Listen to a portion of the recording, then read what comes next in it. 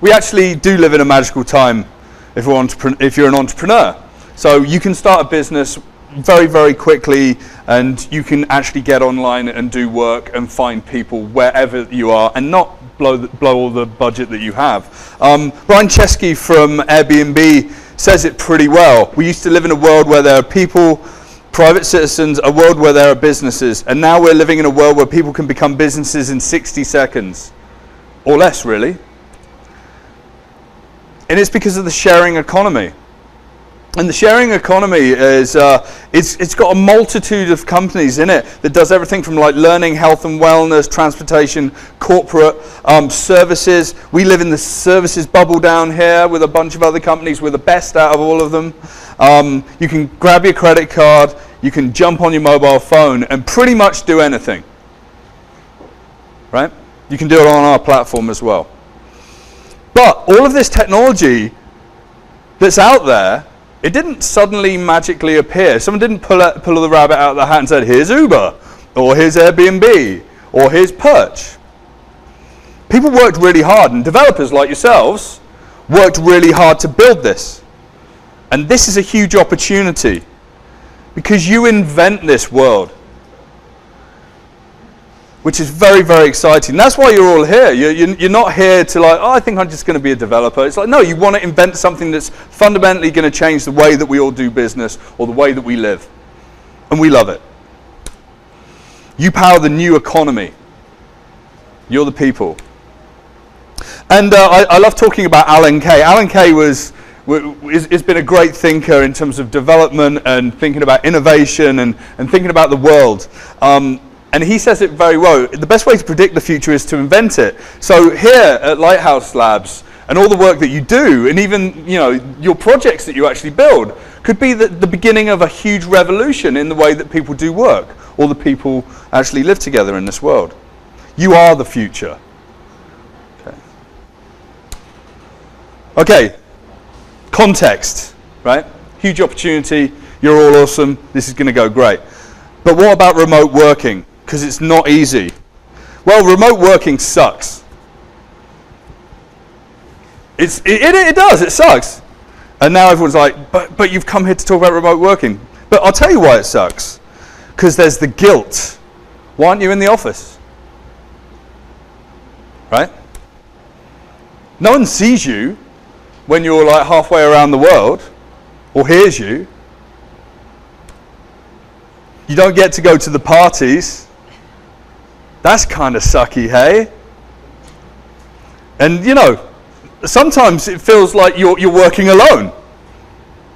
But long live remote working, because remote working, whilst it can suck, it can also be incredibly liberating, empowering, and a lot better than just sitting in an office 9 to 5, right? You can live where you want. This is Cusco in Peru. Want to live in Cusco in Peru and develop? Sure, you can do that. Want to live in Whistler or somewhere in France, Teen, and go snowboarding for a season. I did this 12 years ago, and I worked remotely 12 years ago. Ski all day, 3-4 hours in the evening. Cool, right?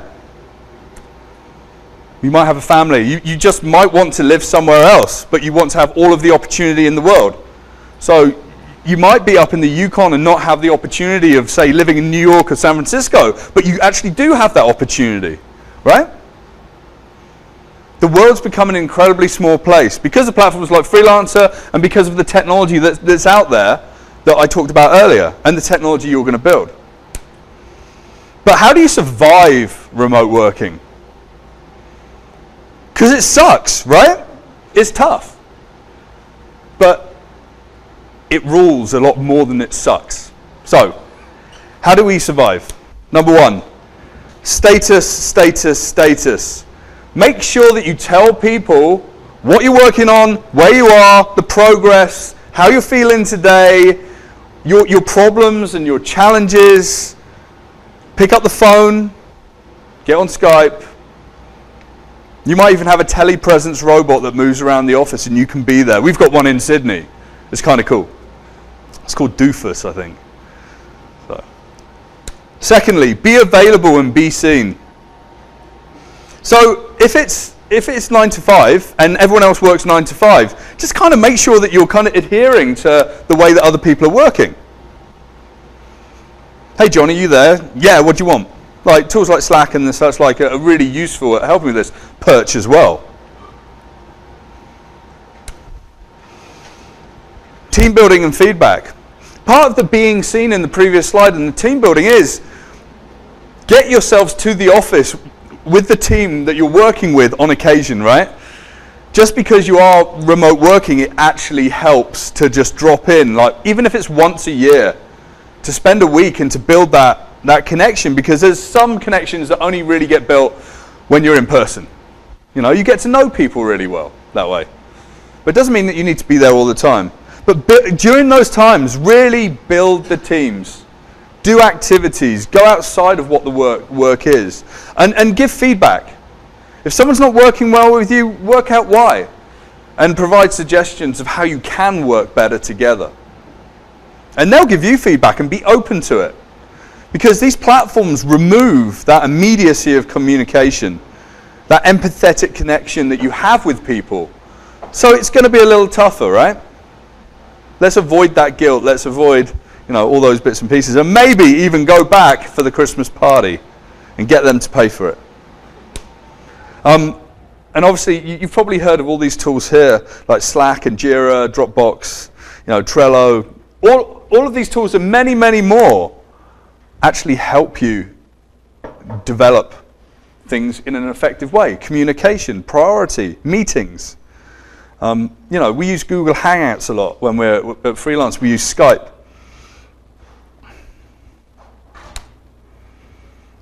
And find a place to be productive. It's like waking up, sitting there in your underwear, hacking away on your couch isn't always going to be the thing that makes you the most productive. You know, think about getting up, having a shower, getting ready for work. Even if you're sitting in an office in your apartment, kind of get into that mindset. And maybe even mix it up. Maybe go and work from the coffee shop for like 3 or 4 hours. Maybe go use places like the Hive and remote working spaces. Right? There's some really good opportunities in the world. I was chatting to a good friend of mine, Crystal, and she works for a company called Breather, and you can do drop-ins and meetings and just sit somewhere for 3 or 4 hours on demand on your mobile phone. It's a great idea. It's a company out of Montreal. It's a really, really cool company. Hey, if you can do it from the beach, do it from the beach, you know? Just be very careful about saying, hey, I'm at the beach today. I work for Freelancer, and our head office is down in Sydney, and do you know how warm it is in Sydney all the time, pretty much? Oh, it's really cold this winter. It's 22 today. Seriously. So, you know, be respectful, you know. Like, don't send, like, pictures in. It's like, this is where I'm working today.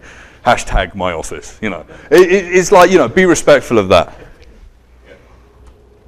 Okay, so it's great. You can work remotely, and you can get over the stuff that sucks by, you know, communicating and connecting and doing little things to make sure that you're in the right mindset. But when you are working hard and you are working alone, and you know people have gone home, and you're kind of in this like nether region of you don't know when your day starts and it ends, you can work really hard, especially if you're in a company that's pushing really hard. So don't burn out. I've been working for 18 years, and I've burnt out many, many times, and it's bad. And I burnt out a lot in the first 10 years of my career, because you choose to do interesting work, and interesting work is hard. And its problems are not easy to solve, and sometimes it's about the hours that you have to do to support your team, to contribute and the such like.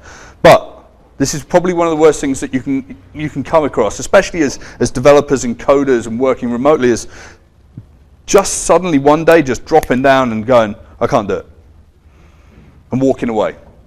So don't burn out. Work is a rubber ball. If you drop it, it will bounce back. The other 4 balls in your life, this is by Gary Keller, it's a great, great quote. The other 4 balls in your life are family, health, friends, and integrity.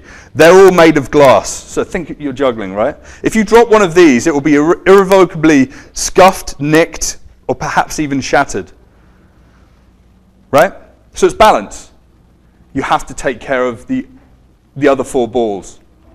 Just remember that. And I love this quote. I've almost had a nervous breakdown at work. And it took me 3 months to recover after a project I did. And it was an incredibly hard project, an incredibly hard problem. The client was very pressurized. It was when I was a management consultant. It took me to the brink of my psychological safety zone, my comfort. And it's because I took it all on my shoulders, and I didn't communicate properly, and I didn't delegate properly, and I didn't remove some of that responsibility onto the wider team. 3 months of recovery. It's hard, and you don't want to be in that position. I don't get stressed out that much anymore. I work much smarter.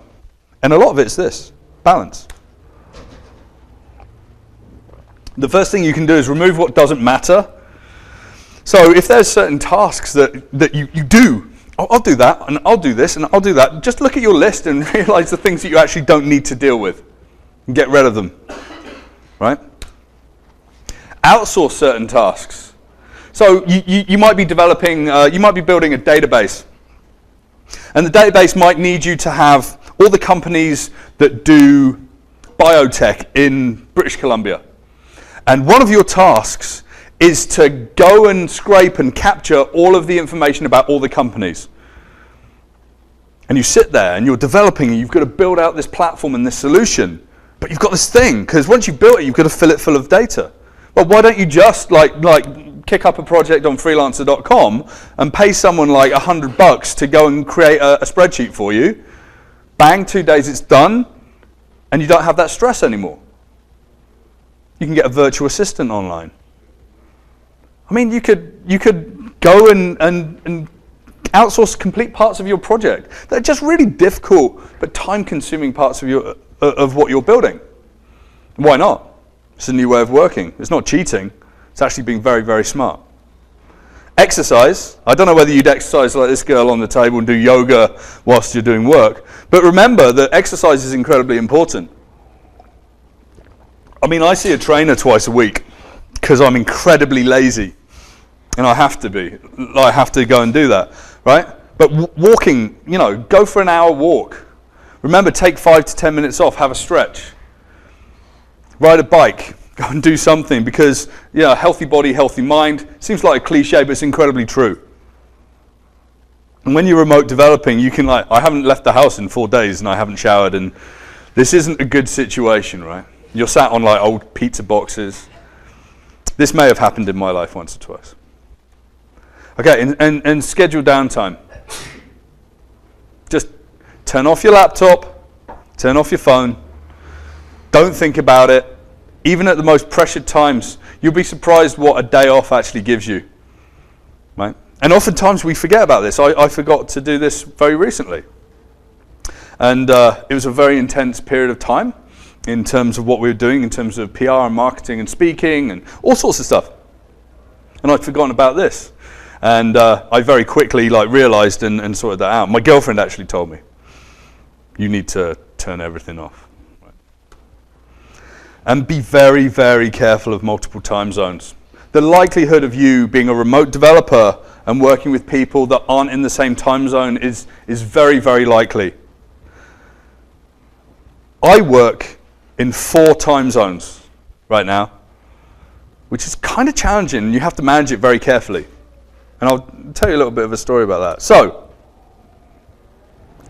I just talked a little bit about, burning out, and the burnout happens is when you're working too much. So, when I wake up in the morning, London's online, London, England.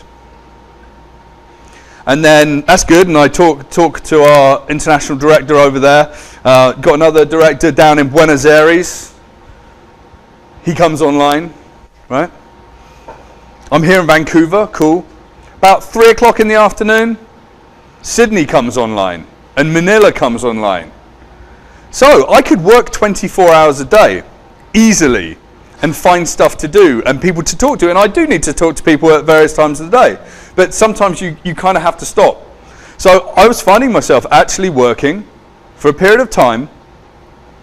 It was a very busy time, I had to do it. Many people around the world did this.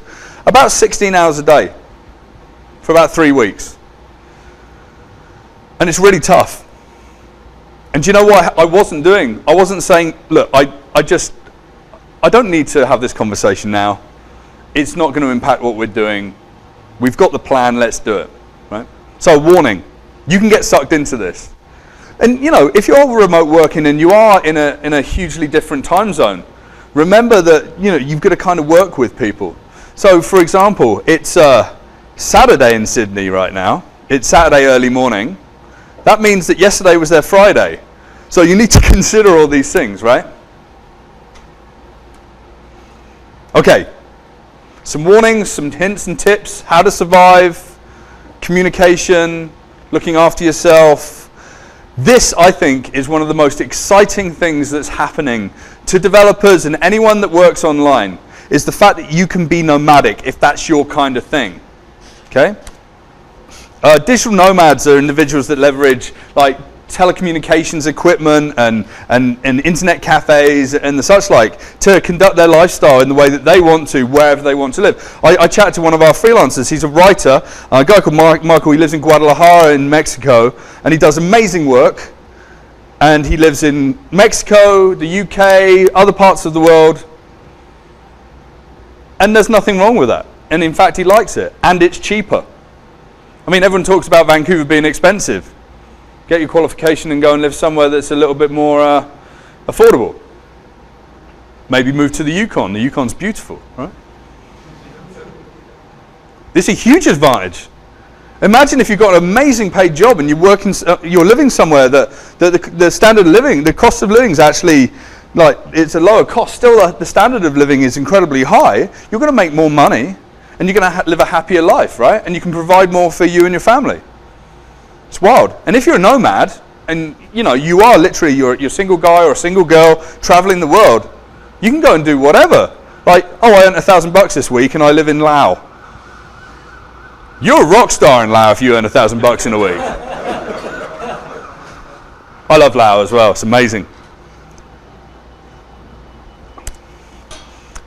There's some amazing tools out there, like Nomad Forum is a really good forum for people to connect, talk about things. My friend Steph, who works for Mashable, she was telling me that she's going away on this trip, remote year. I think it's like a group of 100 people traveling around the world, staying in different places, like 2 or 3 months at a time. It's wild. And they're given work. And it's a platform to connect people to do things. She's going to write and do other things when she's on the road. And she's going to live in Prague and Bangkok and wherever. This is becoming a standard for many people that want to work remotely. This is a really interesting article that I read yesterday. It was in Time. It actually came out in March, but it's this year. The idea of one bag living, right? I look around my apartment and I've got cupboards full of this and cupboards full of that, and I've got more shoes than my girlfriend, right? This is really sensible. Why don't you just have one bag that's got absolutely everything you need in it, right? 6 t-shirts, 2 sweaters, 2 hoodies, 1 coat, 2 pairs of dress pants, you know, your tech. That's it.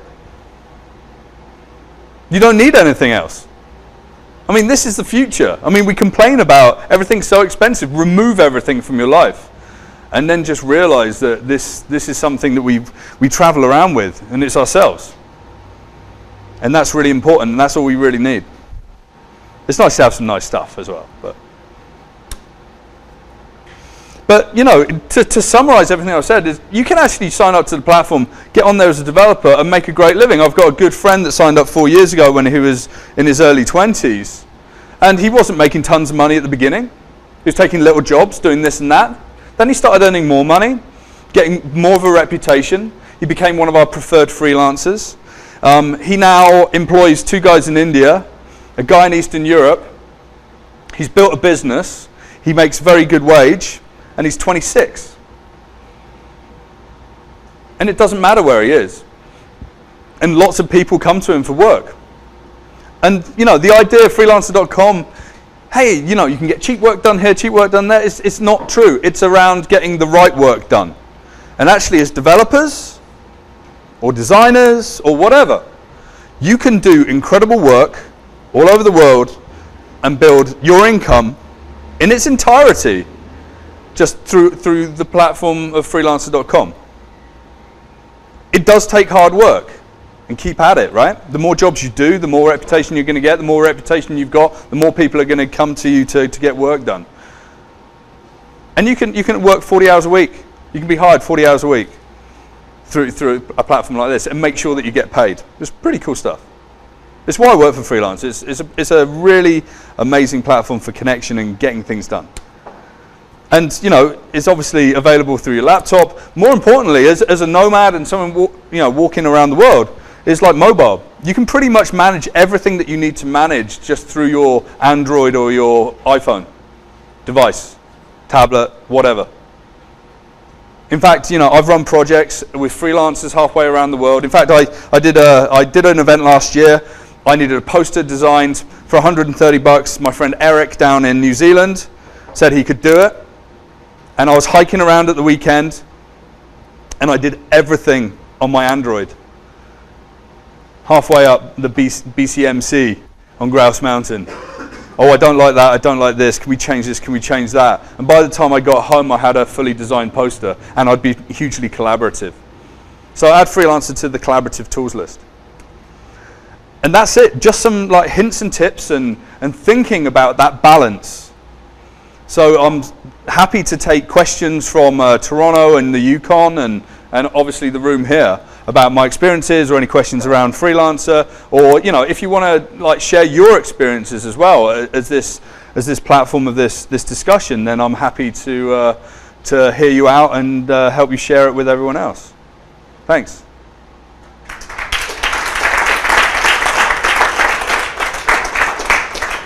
Okay, I think we've got a Slack group, or there's some questions coming in, or whatever. So. Monitor it, and if people have questions from Toronto or the Yukon, they can put it through here. But sure. Anyone for you guys, you can just stick up your hand yeah. and ask. Any questions? Yeah.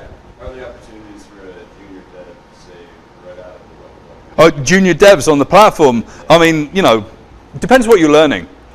A lot of people, it's really interesting, say, I know a little bit about this. I'm going to start doing projects on Freelancer to get the experience. There's huge advantages to that. I mean, it's difficult when you're a junior dev to get a job.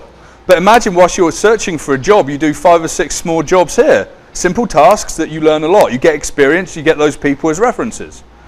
A lot of people do that. It's incredibly effective for helping support a job hunt as well. And then sometimes people just realize that that's what they need to do and they just stay on the platform, right?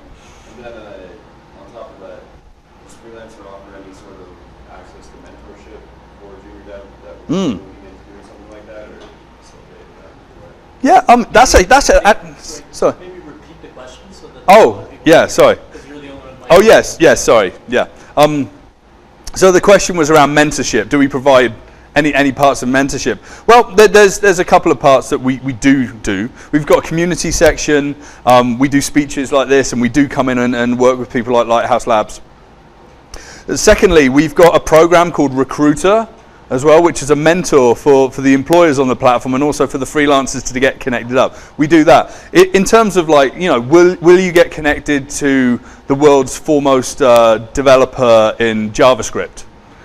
That's kind of tough, that's old school, emailing people, hey, can I ask some advice, Yeah, in that particular respect, meetup.com is one of the biggest resources that you could use to stay connected, and that's global, right? There's some amazing meetups like here in Vancouver, and everyone's really open and supportive as well. Yeah. Great question. Any other questions here in Vancouver? One question down here. Do you offer just a super high-level breakdown of the talent distribution? Oh. People, is it yeah. mostly designers, okay. developers, other skill set? Yeah. The big chunks? So the talent distribution on freelance. Okay, we've got over 850 skills, right? Categories of things. So, we've put people on oil rigs, or we've helped people design websites, do mechanical engineering and electrical engineering. People are developing games for the Oculus Rift now and the Internet of Things, wearable computing, whatever. If you look at our distribution, we actually see a huge amount of people doing things like development, like PHP, JavaScript, WordPress development, platform development as well. We do see a huge amount of people. It's a very competitive place. You can actually log into the platform, which is free, and you can just look and see how many people in certain skill areas. What you'll see is when there are more people, You just have to work a little harder. When you answer a bid, if you put a bid in for a project, be very thorough. Be the best bid for the project, right? Like, work harder than everyone else. And that means that you're going to get noticed and have the conversation. We've got a real-time communications platform that you can have IM conversations with people and get things done and share files and the such like. So the distribution is, there are more devs, tech, designers and the such like on our platform. There's a lot of mobile development, yeah. But you can go in and take a look. Yeah, under the categories, you see how many projects are coming up. Yeah, huge opportunities though as well. Any more questions in Vancouver? Is anyone thinking about going and traveling after this and working remotely? I can't stay here, so we might. You can't stay here. I gotta get out of Canada, let's go, right? No, leave. Huh, sorry? No, this is fast. Sure. I've just got my Canadian citizenship. I feel your pain. Feel your pain. But anyone going to hit the road? Anyone wants to hit the road after seeing this presentation, right? Right? Any more questions at all? I'm on the line here. Yeah, let's go. They're also a couple minutes behind. Oh, are they? Okay. The TA in the Yukon is a remote dev, and he's traveled for 3 years doing 3 years. in a bus, like in a net. Amazing. Why not? Bodie Miller, the skier, the competitive skier, lives in a van when he travels around doing the tour, right? I was watching, there's some Major League Baseball pictures that live in vans for the season, in a big RV. Why not, hey? It's amazing. Very cheap. I mean, how much is rent? How much is rent in Vancouver? Wow.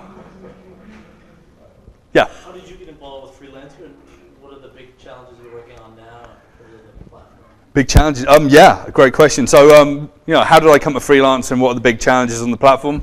I was freelancing. I'd worked in the advertising industry for about 6 years here. It was fun, but I've been doing a lot of thinking around digital platforms and what that really meant, and really advertising wasn't staying up to date enough, and it just seemed that there was a lot of gimmicks rather than things that change the world. So I ended up working with a lot of startups, doing guest lectures in multiple places around Vancouver and Toronto, advising companies. I used to be a management consultant. I used to work in startup software in the first .com boom. So I used to work with a lot of people. And then I went into my friend's office, full stack, and I sat down with Boris Mann, who you may or may not have heard of in town, and he said, you want to go and chat to this guy Joe from Freelancer? I'm like, Freelancer, what's that? And I took a look and I'm like, okay, I had all these misconceptions about what it was as a platform. Chat to Joe, it's like, this is interesting. I work with 380 of the smartest people on the planet. It's amazing. Honestly, the company is built on the smartest people and the youngest. I'm probably one of the oldest people in the company, right, at the age of 42. So it was like, chat to Matt Barry. He wants to build a platform. He doesn't want to sell out. He wants to create something amazing. He wants 1 billion freelancers to be on a platform, doing amazing work, changing lives. And I was like, well, sign me up, let's go. So that's the first part of the question, right? How did I come to meet Freelancer? And what the biggest challenge is? The market is changing so quickly, and the perceptions in the market are really skewed in various ways that there's a lot of education that I have to do. So, it's just about cheap resources and bad quality of work. It's like they're complete fallacies. It's about affordable resources that don't have to add overhead to their fees. And it's about some of the best designers, some of the best developers, some of the best people doing anything in the world on our platform. They just choose not to work for a company. They're freelancing, right? So the biggest challenge is always talking to people and realigning that, you know what, it's fine. It's okay to spend $2,000 on a full build of an iPhone app online to revolutionize your business. And it blows people's minds. And people are slowly getting on there. And we're growing and growing and growing. 15.45 million registered users, and it's going through the roof right now. Got some questions now. Okay. First one is, how many jobs would you recommend for a freelancer to take on at a given time? So how many jobs do we recommend for a freelancer to take on at a given time? It depends. I mean, it depends on the size and shape of each job, right? So it's like, I'm going to hire you for the next month to build me an iPhone app. You're going to be pretty busy. Take on what you feel that you can take on. Again, go back to the 5 balls that you're juggling. Is your personal life going to be jeopardized by taking on too much work? You might choose one month to take on like 6 small jobs at the same time, and you can jump between them. It takes a little bit of practice to do it, but you might want to do it. Yeah. Cool. Another one here, just pulling it up. Other than burnout, what are kind of the other like pitfalls to avoid, or maybe some of the horror stories for kind of remote development? Like, what are the red flags you should look out at? Insure your equipment. Yeah. You get back to your room and all your stuff's been swiped. That's a horror story, right? We hope and pray that doesn't happen to people, but it does. But if you've got insurance, you know that like the $4,000 you need to get your phone and your laptop and everything back online is fine. Yeah. Apple laptops aren't cheaper in Bangkok, right? These things cost money. That's one of the horror stories. Again, burnout is a huge thing. I'd say that's the biggest one. Just protect yourself, and just set expectations as well on a number of things. Question back here. I have a couple of friends who have done very successful remote careers. I have at least one friend who travels, who's a developer, started to do a lot of remote work, and then started to travel along with it and started documenting that. Now he's moving kind of full-time being a writer. Yeah. But I think the one big thing that I can find out is that you have to be very, very self-disciplined. Yes. At work, you can come to work and just swipe in, but if you are going to have that luxury of you are the master of your own time, then you have to be pretty much disciplined. Yeah, discipline. Absolutely. Yeah. I think we all need discipline in normal work, right? Yeah. But there are someone else is providing the framework in this particular case. Another horror story is, you forget to eat. You forget to eat, your brain doesn't work well, you end up in fights, and if you actually fight with people remotely and they just like hit the disconnect button, Skype or whatever, and they won't answer you back, that's bad. This is about playing well together. And the horror stories are, be patient as well. Because if you're not patient and you start acting up and it starts being difficult, it's very easy for a remote developer to be just switched off, right? That's kind of heartless, right? I'm going to switch you off, dunk. Okay, I got another one here. How does the Freelancer platform implement reputation management and kind of work quality recommendations, that side of it? Yeah, so it's a two-sided platform. So employers and freelancers, the employer rates the freelancer on a number of different dimensions, and the freelancer rates the employer on a number of different dimensions. So it might be like, did they pay on time? Were they on? Did they deliver high-quality work on time? And that's one part of the reputation system. If you get to be the best freelancer, you're invited to be part of our preferred freelancers program, and then we contact you all the time with work. So you can put your portfolio in there. You can have the conversations. You can build that trust before you actually award projects. Yeah, that's how the reputation system works. Yeah, it still needs a communication. It's not magic software. You don't say I need this and pop, it comes out, right? Remember, like all of those parts of the sharing economy had to come from somewhere. Yeah, it's the same with this. Okay, I got a cheeky question here. Yep. One of the UK guys asking, do you have any coupons for those who are like to freelance? Oh, do I have coupons? Yeah, I do actually, and I'll share it with you later. Great question. Yeah. We'll help you get on the platform and give you some free upgrade stuff. Sweet. I think there might also be a Lighthouse Labs code already set up, so I just need to go and check that out. Thanks. Yeah. Yeah. Cool. That's the last one I got on the Slack channel here. Any other questions from around here? Anyone else? One more down here. Was it a couple years ago that Odesk and Elance merged? Yeah. How's the playing field changed Yeah, it's interesting. So we've got the most freelancers and we do the most projects online. The question was around one of our competitors, Elance Odesk. What's happening there? What's the competitive landscape? A lot of people come to our platform to build platforms like ours to go out there to be our competition. It's really interesting, right? And we applaud it. It's easy to build a website. It's hard to build a business, right? Elance Odesk, they merged. We feel maybe because we've come in really strong and they had to merge to survive. They've just rebranded. I'm not going to tell you their rebranded name. You can go and look it up. I don't like talking about them, I'll be honest. It's a very competitive world. We work doubly hard every day to make sure that we're on top and we do the best work. We think that there's huge differentiation in providing the best product and the best service. And that's what we do. The best product, the best service, the best freelancers, the best output. That's how we will continue to win the game. But it's a busy competitive landscape now compared to what it was. We've also acquired 16 companies along the way. So we bought a lot of competition too. Yeah. I got another question about the competition here. Yeah. What's the biggest difference between Fiverr and Freelance? Oh, Fiverr. How do you do that? The biggest difference. Well, Fiverr's about those small atomic pieces of work. It's like, here's $5, go and do this. Great. We do that and then we do everything, right? If you want to build out a huge platform, or if you want to do video or whatever, it's like these things don't cost $5. You know? That's the difference. Scale. Yeah. Hi. Yes.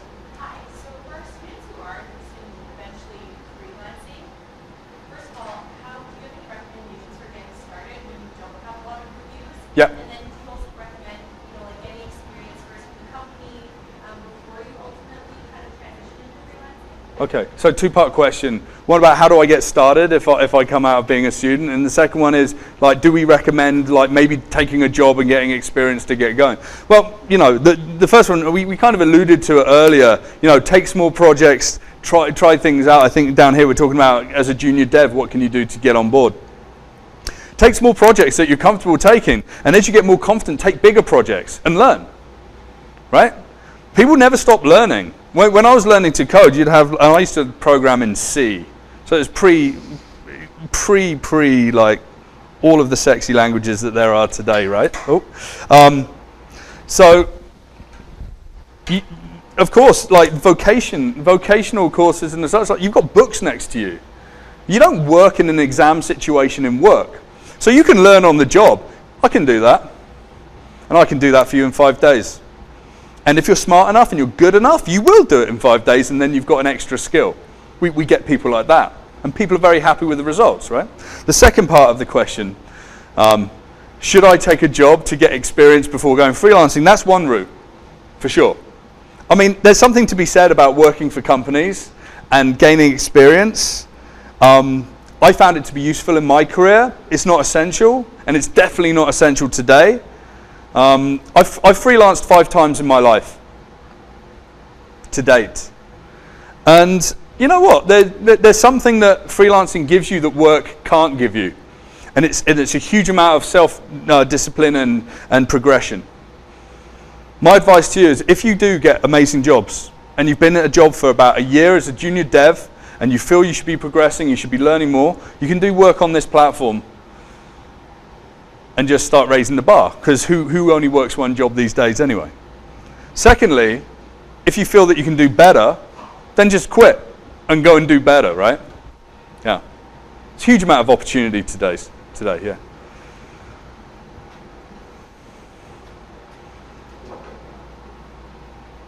All right, awesome. Well, thank you so much. Thank you. Awesome. Yeah, thanks very much.